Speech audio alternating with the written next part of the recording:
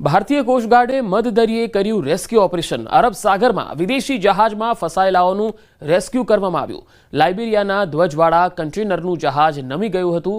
કોસ્ટગાર્ડના જવાનોએ વિદેશી નાગરિકોને બચાવ્યા। આઈએનએસ સુજાતા દ્વારા કોસ્ટગાર્ડની ટીમે આ રાહત બચાવ કામગીરી કરી હતી। વહેલી સવારે આ બનાવ બન્યો।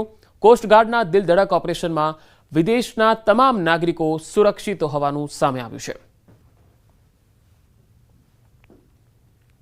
તો મધદરિયે અહીંયા રેસ્ક્યુ ઓપરેશન કરવામાં આવ્યું। તોફાની દરિયામાં લાઇબેરિયાના ધ્વજવાળું જે કન્ટેનર હતું તેમાંથી તમામ લોકોને સુરક્ષિત રીતે રેસ્ક્યુ કરી લેવાયા છે। ઓપરેશનમાં વિદેશના તમામ નાગરિકો સુરક્ષિત છે। કોસ્ટગાર્ડનું આ દિલધડક રેસ્ક્યુ ઓપરેશન આઈએનએસ સુજાતા દ્વારા કોસ્ટગાર્ડની ટીમે આ રાહત બચાવ કામગીરી કરી હતી।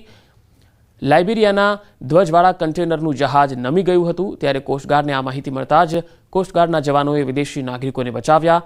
આઈએનએસ સુજાતા દ્વારા કોસ્ટગાર્ડની ટીમે આ રાહત બચાવ કામગીરી કરી। વહેલી સવારે આ બનાવ બનેલો। કોસ્ટગાર્ડના દિલધડક ઓપરેશનમાં વિદેશના તમામ નાગરિકો સુરક્ષિત છે।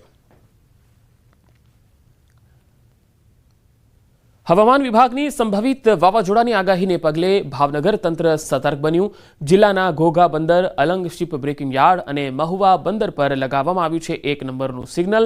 સાવચેતીના ભાગરૂપે જિલ્લાના તમામ બંદરો પર 1 નંબરનું સિગ્નલ લગાવી દેવાયું છે। ભાવનગરના તમામ બંદરો પર સિગ્નલો લગાવવા માટેની સૂચના પણ અપાઈ છે। તકેદારીના ભાગરૂપે માછીમારોને દરિયો ન ખેડવા સૂચના આપવામાં આવી છે।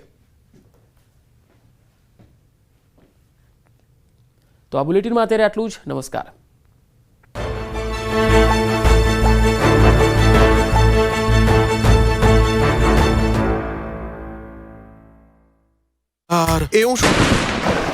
અંતે આવી ગયું રૂમઝૂમ કરતું ચોમાસું।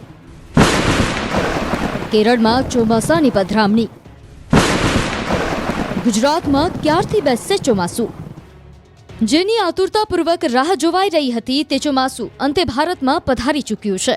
દેશમાં ચોમાસાની એન્ટ્રીની સત્તાવાર જાહેરાત કરી દેવામાં આવી છે। વાવાઝોડાની સંતાકુકડી વચ્ચે ચોમાસાએ રેકોર્ડ સર્જ્યો છે। જોરદાર અંદાજમાં કેરળમાં પધાર્યું ચોમાસું।